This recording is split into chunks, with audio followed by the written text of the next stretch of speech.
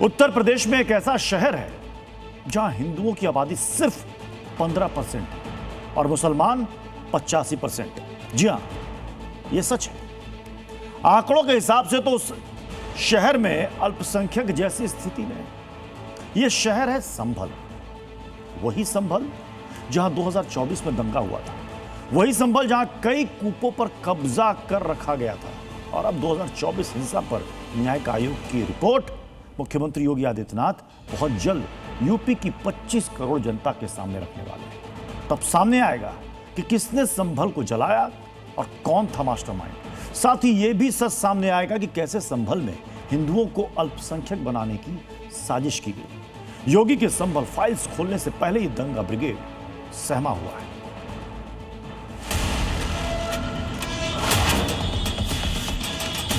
धर्मांतरण, हिंसा और तमाम लूट आगजनी, इसकी बदौलत जो भी हिंदू था वहां वो हिंदू ना सिर्फ पलायन किया बल्कि वहां जो रह गए हिंदू उनका धर्म परिवर्तन कराया गया। हिंदुओं के अल्पसंख्यक होने का पूरा सच आएगा सामने। तक संभल में जो भी दंगे हुए हैं 1910 से लेकर अब तक, जिनमें 99.99% हिंदुओं की ही जान गई है। हिंदुओं को पलायन के लिए क्यों होना पड़ा मजबूर? संभल में हिंदुओं को अल्पसंख्यक का दर्जा दिया जाना अति आवश्यक है। कहां हिंदुओं ने मांगा अल्पसंख्यक दर्जा? संभल में अल्पसंख्यक बना दिए गए हिंदुओं के खिलाफ हुई साजिश का काला सच अब यूपी विधानसभा के मॉनसून सत्र में गूंजने वाला है। 24 नवंबर 2024 को भड़की संभल हिंसा की 450 पन्नों की न्यायिक जांच रिपोर्ट सदन में रखी जाएगी। ये जांच रिपोर्ट न्यायिक आयोग ने पिछले साल अगस्त में मुख्यमंत्री योगी आदित्यनाथ को सौंपी थी। डेमोग्राफी को भी नहीं बदलने देगी और जो भी डेमोग्राफी को बदलने का दुस्साहस करेगा उसको स्वयं पलायन करने के लिए मजबूर होना पड़ेगा। संभल में सनातन को बचाने की इसी मंशा के तहत अब यूपी के लोगों के सामने आएगी संभल हिंसा की रिपोर्ट। शाही जामा मस्जिद का सर्वे और उसके बाद की हिंसा ने संभल में एक गहरे तनाव को जन्म दिया। संभल में रह रहे हिंदुओं की मांग है कि उन्हें अल्पसंख्यक का दर्जा दिया जाए।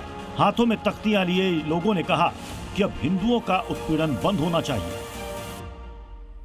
संभल में हिंदुओं को अल्पसंख्यक का दर्जा दिया जाना अति आवश्यक है। ये वही हिंदू हैं जो देश के सबसे ज्यादा आबादी वाले राज्य में अल्पसंख्यक की तरह जीने को मजबूर हैं। लेकिन योगी राज में इनकी उम्मीद जागी है। बदली हुई व्यवस्था से एहसास हो चला है कि इंसाफ होगा। लेकिन भाईजान अब भी वहीं खूंटा गाड़े बैठे हैं। उनका नैरेटिव अब भी नहीं बदल रहा। डेमोग्राफी चेंज हुई है, इसका कोई पक्का सबूत, कोई पक्का कारण आज तक नहीं मिल सका है। कुछ लोग बिजनेस करने के पर्पज से बाहर चले गए, कुछ लोग अपने बच्चों को पढ़ाने के लिए बाहर कुछ कर गए हैं। तो अब ये डेमोग्राफी कैसे चेंज हुई है, इसका क्या कारण है, इसका कहीं भी कोई कारण नजर नहीं आता। दंगे तो एक जमाने से होते चले आए हैं, कहीं कोई डेमोग्राफी नहीं हुई है।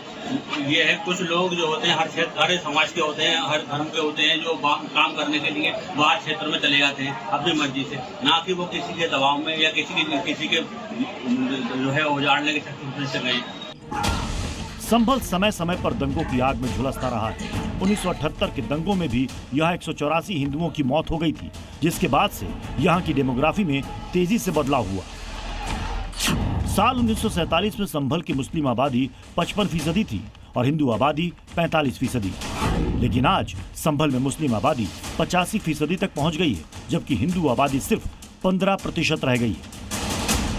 संभल के आंकड़े सामाजिक बदलाव के साथ साथ यहाँ हिंदू समुदाय के संघर्ष की कहानी भी बयां कर रहे हैं। सवाल ये भी उठते रहे हैं कि संभल में कैसे बदल गई डेमोग्राफी। इसे 4 पॉइंट में समझने की कोशिश करते हैं। वजह नंबर 1, योजनाबद्ध दंगे। वजह नंबर 2, तुष्टीकरण। वजह नंबर 3, जबरन धर्मांतरण।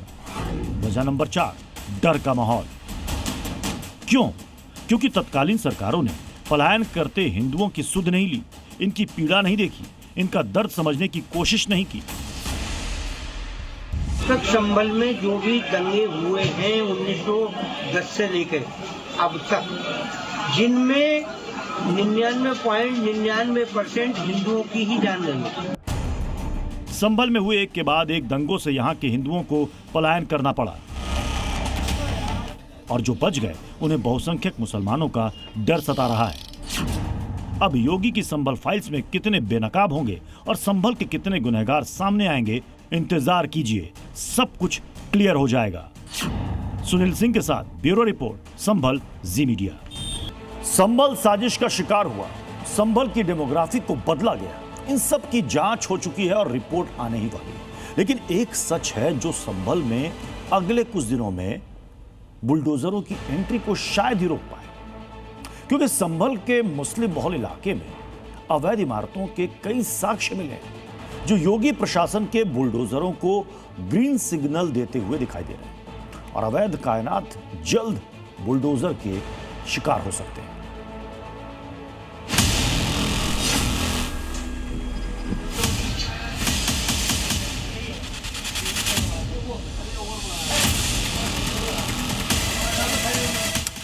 संभल का दहली दरवाजा मोहल्ला। संभल सदर कोतवाली का फतेहुल्ला सराय इलाका। यहां आने वाला है बुलडोजर।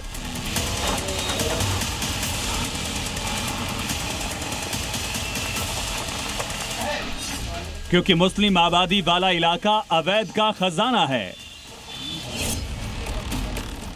कहीं अवैध के नाम पर निर्माण हुआ, कहीं अवैध तरीके से क्लासेस चलाई जा रही हैं और कहीं अवैध गोदाम खोले हुए हैं। वो कहावत है ना, अपना काम बनता भाड़ में जाए जनता। यहां नाले पर अवैध मकान बनने से जलभराव की समस्या बनी रहती है, इससे लोगों को परेशानियां उठानी पड़ती हैं। इसके अलावा बाकी सब फर्स्ट क्लास है। यहां कायनात इंटरनेशनल स्कूल के बेसमेंट में क्लास ली जाती है, इससे छात्रों की जान पर खतरा हमेशा मंडराए रहता है। इसके अलावा बाकी सब फर्स्ट क्लास है। यहां मैरिज हॉल में अवैध रूप से गोदाम खोला हुआ है जो बिना लाइसेंस के संचालित किया जा रहा है। बाकी सब फर्स्ट क्लास है।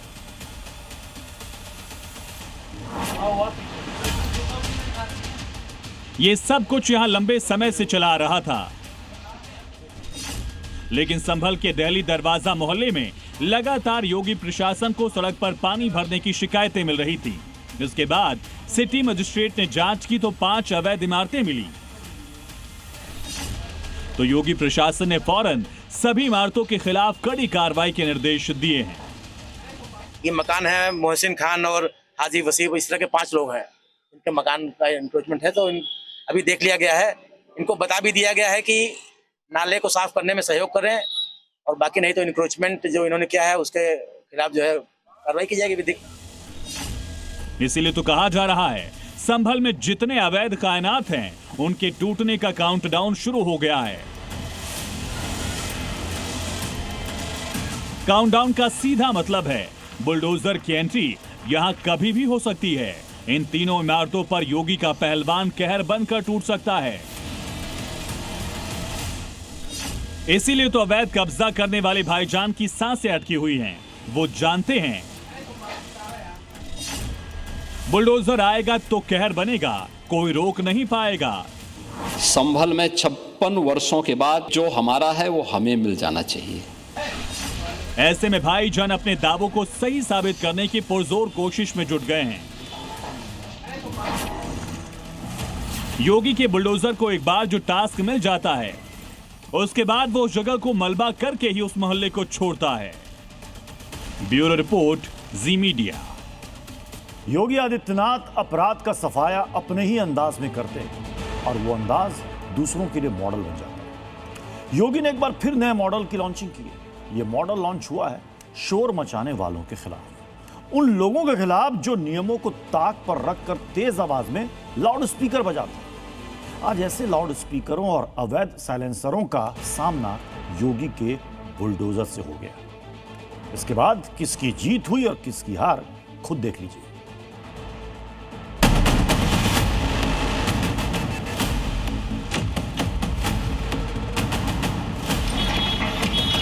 वहां मस्जिद मस्जिदों से कोई माइक की आवाज नहीं आती है।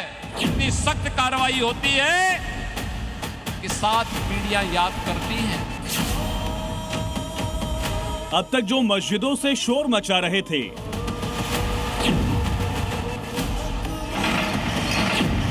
आज जमीन पर बुलडोज किए जा रहे हैं, अब कुचल दिए गए।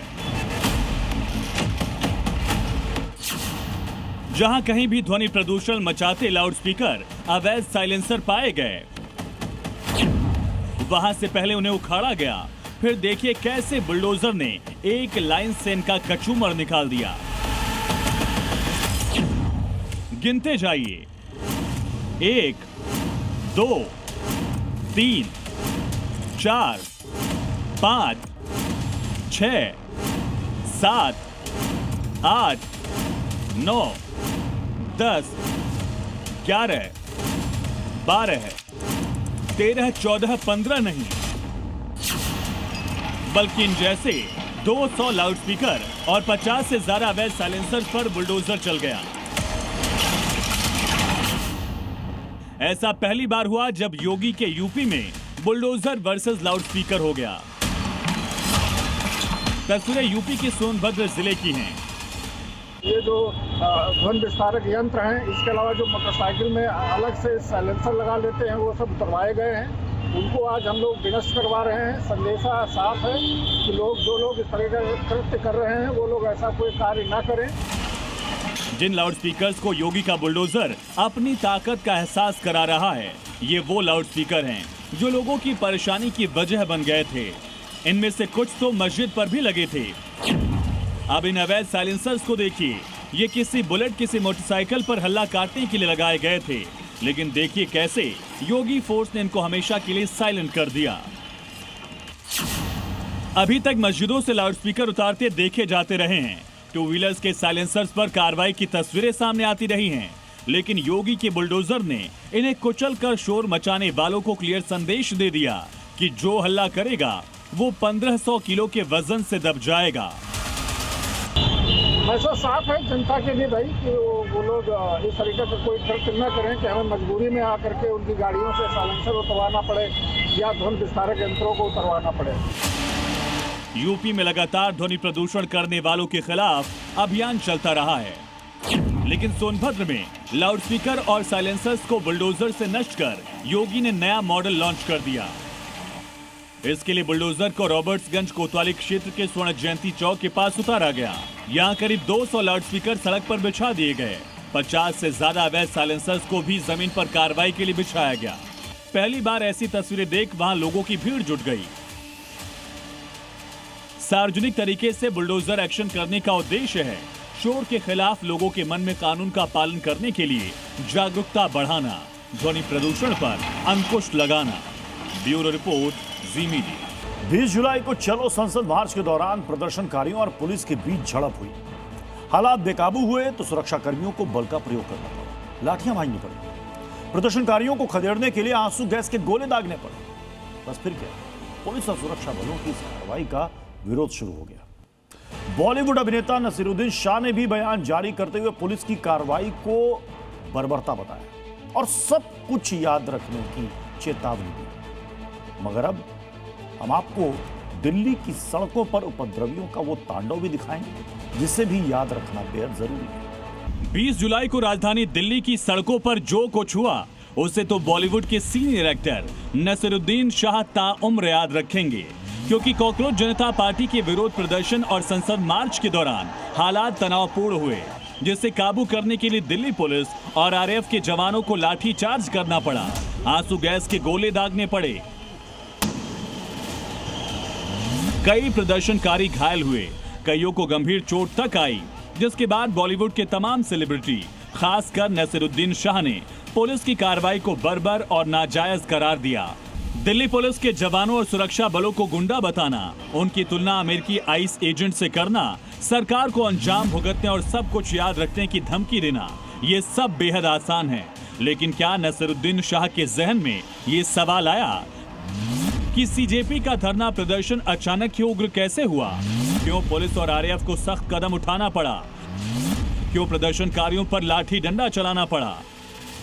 इन तमाम सवालों का जवाब आज हम जी न्यूज पर बताएंगे, वो भी तस्वीरों के शक्ल में। और आप भी एक एक फ्रेम को गौर से देखिए ताकि ये जान सकें कैसे धरना प्रदर्शन की आड़ में उपद्रवियों की ब्रिगेड सड़कों पर तांडव मचा रही थी, कैसे चुन चुन कर वर्दी वालों को निशाना बना रही थी। सीसीटीवी कैमरे की तस्वीर दिल्ली के कनॉट प्लेस की है, जहां सैकड़ों की तादाद में प्रदर्शनकारी ताबड़तोड़ पत्थर बरसा रहे थे, पुलिस और सुरक्षा बलों पर लगातार हमले कर रहे थे। प्रदर्शनकारियों का मन इतने से भी नहीं भरा तो उन्होंने वहां खड़ी पुलिस की गाड़ी में तोड़फोड़ की और सड़क पर पलट दिया। लेकिन ये तो धरना प्रदर्शन के हिंसक होने की सिर्फ शुरुआत थी। इसके बाद का मंजर तो और भी भयावह है। सड़क के बीचों बीच आरएएफ का एक जवान दौड़ रहा है, उसे सैकड़ों उपद्रवियों की भीड़ ने घेरा। पहले तो आरएएफ के जवान को दबोचा गया, फिर उस पर उत्पाती ब्रिगेड टूट पड़ी, लाठी डंडों लात घूसे थप्पड़ों से मारा पीटा गया।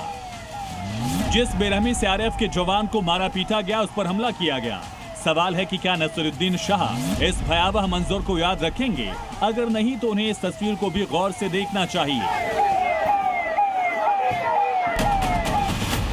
हिंसक भीड़ से खुद को बचाने के लिए आरएएफ का एक जवान भाग रहा था, लेकिन कुछ प्रदर्शनकारियों ने उसे गिराया और जैसे ही वो रैपिड एक्शन फोर्स का जवान जमीन पर गिरा, उस पर लातों से पिटाई शुरू कर दी।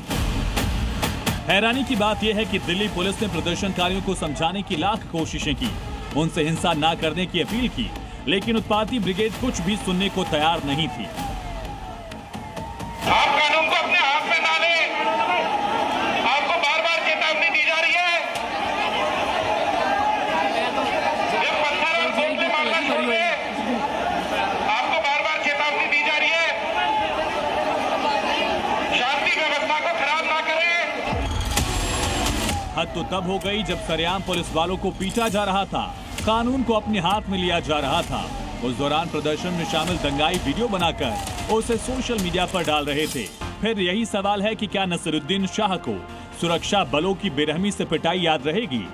क्योंकि 20 जुलाई को सीजेपी के धरना प्रदर्शन में जो हिंसा हुई, उसमें करीब 199 पुलिसकर्मी घायल हुए। इसमें से 8 आईपीएस अफसर भी शामिल थे।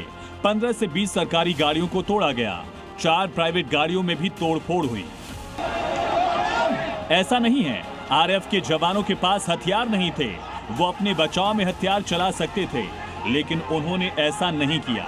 इतना ही नहीं, पटना में आज सीजेपी के समर्थन में हुए प्रदर्शन में जी न्यूज की टीम के साथ मारपीट और बदसलूकी की गई, यहां तक कि कैमरा तोड़ने का प्रयास किया गया। मेरे पीठ पर और मेरे कमर पर लात जूते घुसे और उनका जो फ्लैग का जो डंडा था उससे जबरदस्त हमला किया गया और माइक तोड़ दिए गए, कैमरा हमारा तोड़ दिया गया। हमारे कैमरामैन शहनवाज आलम घायल हो गए। इसमें किसी तरह बच बचा के हम लोग यहाँ पर निकले। अब बताइए, तांडव मचाने वाले पुलिस कर्मियों और मीडिया वालों को पीटने वाले छात्र हैं, क्या इनका आंदोलन नीट पेपर मामले से जुड़ा है? कतई नहीं। ये वो दंगा ब्रिगेड है जो प्रदर्शन की आड़ में देश की सड़कों को लहूलुहान करने की कोशिश कर रही है। ब्यूरो रिपोर्ट, जी मीडिया।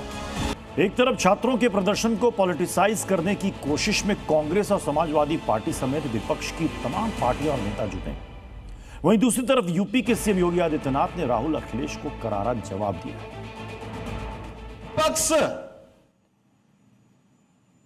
इस नैरेटिव में विश्वास करता है कि एक झूठ को 100 बार दोहराएंगे तो झूठ सत्य हो जाएगा, और हम लोग इस बात पर विश्वास करते हैं कि झूठ झूठ होता है।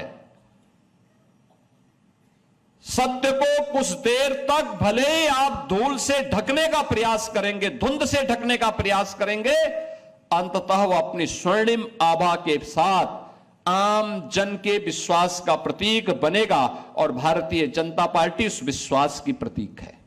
किसानों को भड़काना शुरू किया, किसानों का आंदोलन पंजाब से हरियाणा से लोगों को बहका बहका करके लाते थे, भड़काते थे। वहां भी जब किसानों की समझ में आया कि नहीं, ये लोग भड़काने का काम कर रहे हैं, गलत दिशा दे रहे हैं, फिर इन्होंने युवाओं को भड़काना शुरू किया। दलितों को, वंचितों को भड़काना शुरू किया, और जब उसमें भी फेल हो गए, अब छात्रों को इन्होंने अपना निशाना बनाना शुरू किया। 2026 में पहली बार लाल चौक पर फिर से आतंकी हमला हुआ और इस बार आतंकियों ने अमरनाथ यात्रियों की सुरक्षा में तैनात पुलिसकर्मी पर हमला किया। अमरनाथ रूट पर आतंकी हमला एक बड़ी साजिश है। अब सवाल यह है कि क्या आतंकियों के टारगेट पर अमरनाथ यात्री थे, क्योंकि यात्रियों की बस उसी रूट से होकर गुजरती है जहां पुलिसकर्मी को गोली मारी गई। जम्मू कश्मीर में टारगेट किलिंग।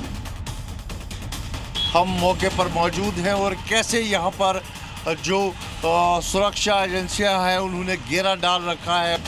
लाल चौक पर आतंकी हमला। जो हमलावर है, जो आतंकी है, उनको खंगालने की पूरी कोशिश में लगे हुए हैं।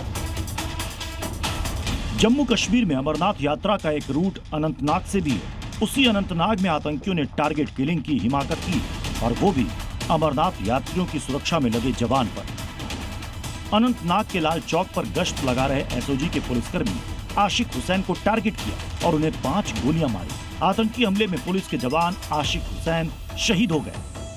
हम खड़ा थे यहाँ, मैं उधर था, सेल्समैन यहाँ था। अच्छा, ये आ रहा था शायद उधर से गली से। हाँ। ये इधर ही गिर गया, हम भाग गए, फिर पता है हमें कुछ नहीं है। तो यहाँ पे वो पोस्टेड था, यहाँ पे ही खड़े होते थे? वो हर रोज यहाँ ही था। अच्छा। हर रोज यहाँ ही आता था वो। अच्छा। फिर पता क्या है, मिलनसार था, शरीफ था बहुत। इस आतंकी हमले की जिम्मेदारी यूएलसी नाम के एक नए नवेले आतंकी संगठन ने ली है। सुरक्षा एजेंसियों का दावा है कि लश्कर-ए-तैयबा का प्रॉक्सी संगठन है। आतंकी हमले के बाद सुरक्षा एजेंसियां तुरंत एक्शन में आ गईं। अनंतनाग के लाल चौक को हाईटेक हथियार, बख्तरबंद गाड़ियों के साथ घेर लिया।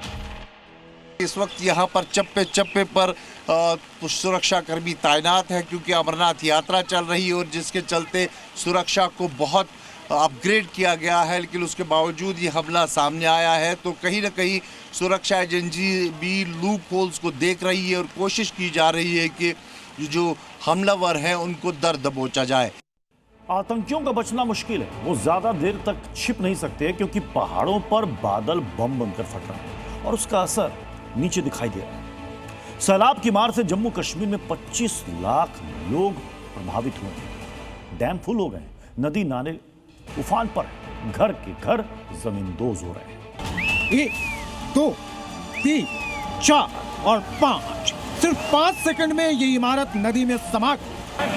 सैलाब कुछ ही देर में पूरे घर को निगल गया। जल प्रलय की यह खौफनाक तस्वीर जम्मू कश्मीर के बडगाम की है, जहां पहाड़ों पर बारिश और बादल फटने के बाद सुखनाग नदी में फ्लैश फ्लड आ गया। सैलाब के रास्ते में जो कुछ भी आया वो बह गया। कुदरत के इस डरावने रूप से लोग सहम गए। एक झटके में सैलाब ने शॉपिंग कॉम्प्लेक्स को जमींदोज कर दिया। चाहकर भी लोग कॉम्प्लेक्स को बचा नहीं पाए। दुकानदारों को अपना सामान निकालने तक का मौका नहीं मिला। यह शॉपिंग कॉम्प्लेक्स नगर निगम का बनाया हुआ था। इसके अंदर 32 दुकानें थी। किराने की दुकान से लेकर सब्जी की दुकान तक इसमें थी। थोड़ा सा किसी ने निकाला होगा, लेकिन सारा मतलब वो चला गया। 32 दुकान है टोटल इस कॉम्प्लेक्स में, जो पूरे के पूरे तबाह हो गए हैं। बस कुछ बचा ही नहीं। ये बेचारा सारा खराब, इनके घर में मातम छा रहा है इस टाइम। बादल तो जम्मू कश्मीर के राजौरी में भी फटा है, वो भी लगातार दूसरी बार। बीते 3 दिनों से राजौरी में मौसम का कहर बरप रहा है। इस बार बादल तरहल में फटा है, जिसके बाद नदी नाले उफान पर बहने लगे। पहाड़ों पर बादल फटने के बाद सैलाब जैसे ही रिहायशी इलाके में पहुंचा, लोग दहशत में आ गए। ऐसा लग रहा है जैसे झरना फूट पड़ा है। सड़क पर सैलाब का कब्जा है। कीचड़ और पत्थरों के ढेर लग गए हैं। सड़क पर झरने की ये तस्वीर जम्मू श्रीनगर हाईवे की है। बादल फटने के बाद अचानक पानी आने से हाईवे बंद हो गया। पहाड़ों पर भारी बारिश के बाद जम्मू कश्मीर में त्राहिमाम मचा है। जहां देखो वहीं सैलाब के प्रहार का भयानक मंजर दिख रहा है। नदी नाले सब उफान पर हैं। बादल फटने और भारी बारिश के कारण चिनाब नदी उफान पर बह रही है। चिनाब नदी के किनारे मौजूद इलाके डूब गए हैं। पानी गांव में प्रवेश कर चुका है। लोगों के घरों में चिनाब नदी का पानी घुस गया है। चिनाब का जलस्तर और बढ़ा तो लोगों को अपना घर बार छोड़कर जाना पड़ेगा। एसडीआरएफ की टीम लगातार लोगों को अनाउंसमेंट्स कर रही है, लोगों से अपील कर रही है कि कोई भी जो है वो यहाँ पर ना रुके, यहाँ से जल्द हमें भी ये कह रहे हैं कि जल्द से जल्द यहाँ पर सुरक्षित स्थान पर आप भी पहुंचिए। जम्मू कश्मीर के रियासी इलाके में मौजूद ये सलाल डैम है। चिनाब नदी पर बना ये डैम लबालब है।